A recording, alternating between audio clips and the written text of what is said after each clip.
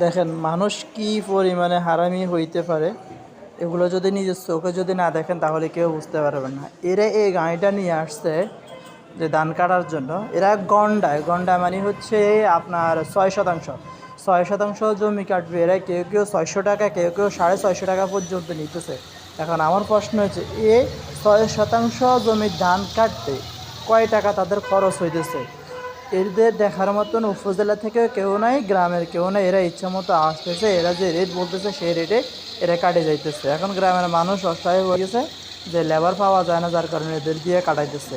এরা সুযোগে মানুষ থেকে হাজার হাজার টাকা নিয়ে যাইতেছে। এখন আমার প্রশ্ন হচ্ছে, কয় টাকা তেল এদের যাইতেছে যে এরা এভাবে গন্ডায় 600 টাকা, মানে 6 শতাংশ জমি কাটে দিলে 600 টাকা। অথচ এরা শুধু কাটে দিয়ে চলে যাব, ধানগুলা বাড়িতেও দিয়ে আসবে না। তাহলে এই ধানগুলো বাড়িতে যদি নিতে হয় আবার মানুষের লেবার লাগে। এর পক্ষে যে যে খড়গুলো আছে, খড়গুলো একদম সম্পূর্ণভাবে নষ্ট হয়ে যায়। এগুলো গরুও খাইতে চায় না। আচ্ছা, যাই হোক, দেখুন এখন এই যে ধান কাটার পরে যে ধানগুলো নিয়ে আসছে, ধানগুলো এখানে তারা ডাইলতেছে। দেখেন যে এখানে আরেকটা জিনিস হচ্ছে যে এই মেশিনগুলো ধান নিতে গেলে ধান কি পরিমাণ লসও হয় সেটাও আপনারা একটু দেখেন। যে এখানে প্রায় আপনার জমির পরিমাণ হচ্ছে একান্দি 20 ঘন্টা। 20 ঘন্টা যদি হয় তাহলে ধরেন 120 শতক। 120 শতক পরে জমিতে দেখেন কি ধান হয়েছে, কয়টা ধান হয়েছে আপনারা দেখতেছেন। এই মেশিনগুলোতে ধান যেরকম অপচয় হয়, ধান নষ্ট হয়ে যায়, জমিনে পড়ে যায়,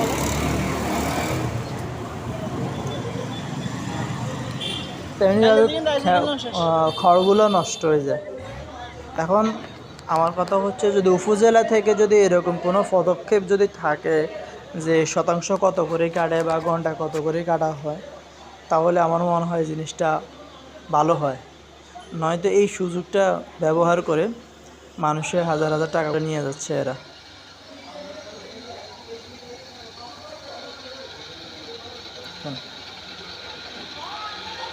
এখানে 1 ঘন্টা জমি কাটতে তাদের সর্বোচ্চ 10 মিনিট সময় লাগে। 1 ঘন্টা না, 1 ঘন্টা জমি কাটতে সর্বোচ্চ 5 মিনিট সময় লাগে, এর বেশি লাগে না। তাহলে ঘন্টা 600 টাকা করে তারা নিচ্ছে। লেবারের খরচ কত দিচ্ছে তারা, ড্রাইভারের খরচ কত দিচ্ছে, কয় টাকা তেল যাইতেছে। মেশিনগুলো চাইলে তো উপজেলা থেকেও কথাবার্তা বলি, উপজেলা থেকে কৃষি মন্ত্রণালয়ের মাধ্যমে মেশিনগুলো দেওয়া হয়। কিন্তু এরা কারা যে মেশিনগুলো নিয়ে আসছে, এরা কত টাকা দালালি করে খাইতেছে, এগুলো দেখার মতন আমাদের সমাজে কেউ নাই।